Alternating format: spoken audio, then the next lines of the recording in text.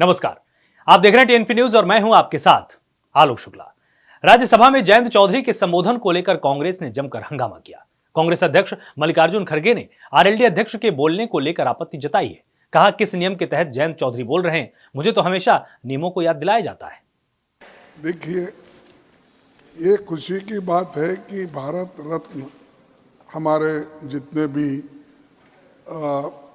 Leaders थे, सामाजिक कार्यकर्ता थे और जिसने ग्रीन रेवोल्यूशन लाया और जो फार्मर्स के बहुत बड़े लीडर थे और पॉलिटिकल लीडर्स भी थे, नरसिंह राव जिन्होंने प्रगति लाई वो भी है इसमें। उसके बाद सारे नेताओं को जो भारत रत्न दिया गया है उसके बारे में कोई वाद विवाद नहीं है। हम सबको सैल्यूट करते हैं, लेकिन कोई एक मुद्दा जब आप उठाते, चर्चा करते, हमको हमेशा आप पूछते हैं किस रूल में, रूल बताओ। तो मैं भी यही पूछना चाहता हूं, किस रूल में आपने उनको बोलने के लिए परमिशन दिया? एक, अगर ऐसा ही है तो हमको भी हमेशा दीजिए। आप रूल, एक तरफ रूल की बात करते हो और एक तरफ जो चाहते हैं उनको कभी भी उठा सकते हैं। आरएलडी प्रमुख जयंत चौधरी ने राज्यसभा में कांग्रेस पर निशाना साधते हुए कहा कि सम्मान पर राजनीति करना ठीक नहीं है। चौधरी चरण सिंह को भारत रत्न से सम्मानित करने का फैसला बहुत बड़ा फैसला है। कल घोषणा के बाद लोगों ने दिवाली भी मनाई। कल किसानों ने कनॉट प्लेस में मिठाइयां बांटी। इससे पता चलता है कि यह निर्णय केवल उनके परिवार के सदस्यों तक सीमित नहीं था, बल्कि किसानों को मजबूत करने का निर्णय है। खास तौर से देश के प्रधानमंत्री आदरणीय नरेंद्र मोदी जी ने चौधरी चरण सिंह जी को भारत रत्न देने का फैसला लिया। जो उन्होंने पहल ली, ये एक बहुत बड़ा फैसला है। ये सर्वविदित है कि मैं प्रसन्न हूँगा।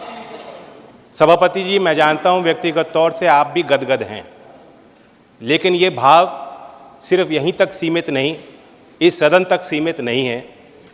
मैं बताना चाहता हूँ कि कल देश के हर कोने में आपके निर्णय की गूंज पहुँची है।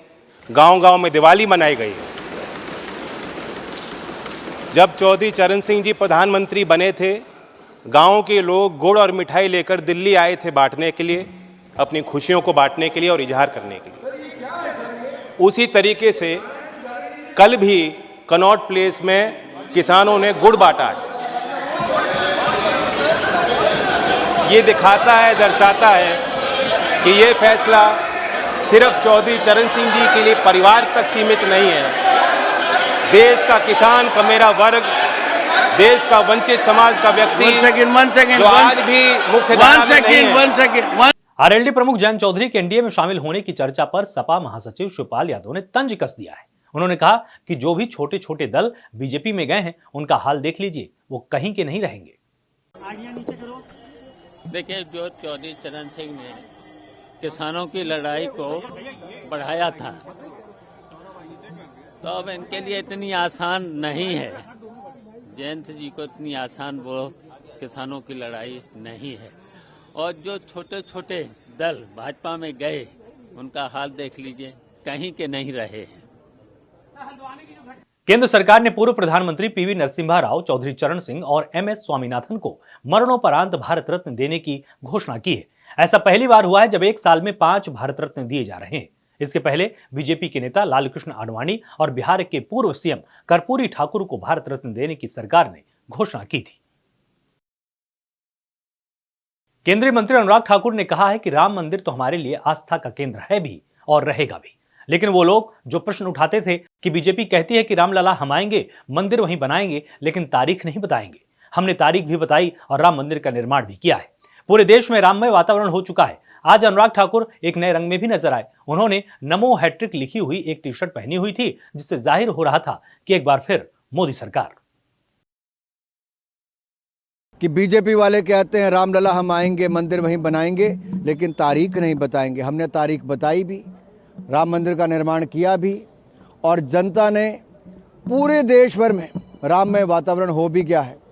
और ये नमो हैट्रिक यही बताती है कि आएंगे तो मोदी ही। प्रधानमंत्री नरेंद्र मोदी ने कहा है कि उन्होंने अगले टर्म का भी रोडमैप तैयार कर लिया है। 15 लाख उन्होंने सजेशंस लिए हैं और बड़े-बड़े फैसले होने वाले हैं किया जाए। और उन्होंने कहा पहले जो यूपी सरकार थी वो गरीबी हटाने की बात वाइन और चीज पर करती थी।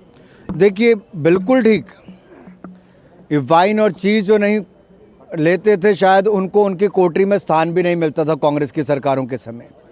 लस्सी छाछ पीने वालों को तो दूर का समझा जाता था, देहाती ग्रामीण समझा जाता था। चलिए देहातियों का समय आया तो देश आगे तो बड़ा ईमानदारी के साथ।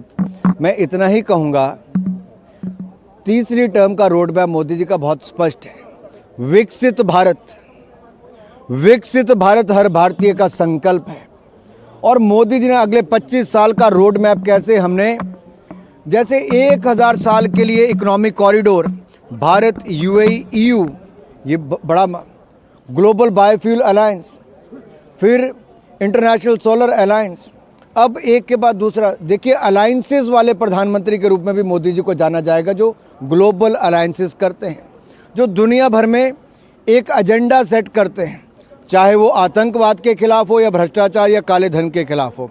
आज नरेंद्र मोदी जी जो देश में कहते हैं वो दुनिया में भी आवाज सुनी जाती है। पीएम मोदी ने शुक्रवार को संसद में एक बार फिर से चौंकाते हुए कुछ सांसदों से कहा कि मैं आज आपको पनिशमेंट दूंगा। इसके बाद दोपहर तकरीबन 2 बजे पीएम मोदी उनको कैंटीन ले गए। कैंटीन में खाने के दौरान खिचड़ी, तिल के लड्डू सहित दाल चावल जैसा साधारण खाना उनको खिलाया और उसके बाद उनसे चर्चा भी की। इस लंच में पीएम मोदी के साथ बीजेपी के अलावा विपक्षी दलों के सांसद भी थे और ये सभी अलग अलग राज्यों के सांसद थे।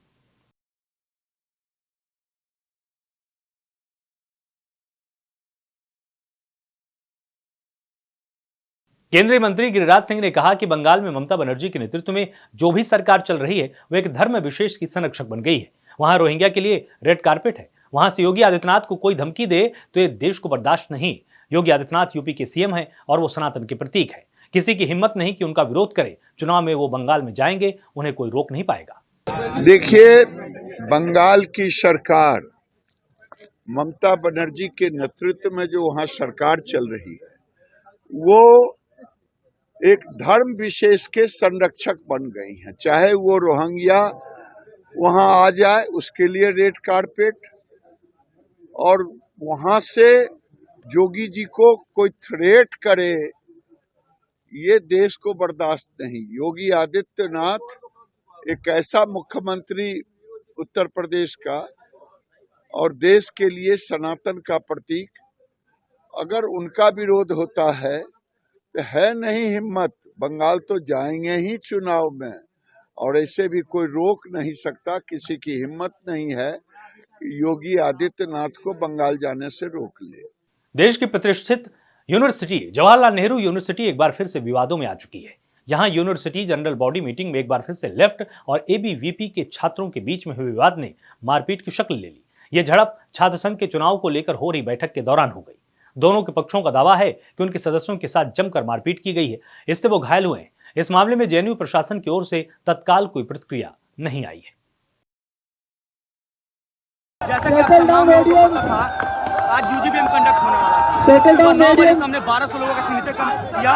फिर उसके बाद यूजीबीएम जो कि यूनिवर्सिटी जनरल बॉडी मीटिंग होता है, जो कि सबसे बड़ा बॉडी होता है, इसको किस तरीके से एबीवीपी के लोग जो माइक और जो स्पीकर है उनके तारों को खींचा गया, स्टेज पे चढ़ के उसको तोड़ा भी गया है, और साथ ही साथ जो बदतमीजी कर रहे जो एसयू के मेंबर है उन लोगों के साथ ये नहीं चाहते कि जेएनयू में 4 साल के बाद इलेक्शन हो। इनका सीधा सीधा टारगेट कैसे भी करके भदंगर खड़ा करे ताकि यूजीबीएम ना हो और इलेक्शन ना हो। इनका सीधा सीधा एक ही टारगेट है। फिलहाल के लिए इतना ही। आप लगातार जुड़े रहिए टीएनपी न्यूज के साथ। नमस्कार।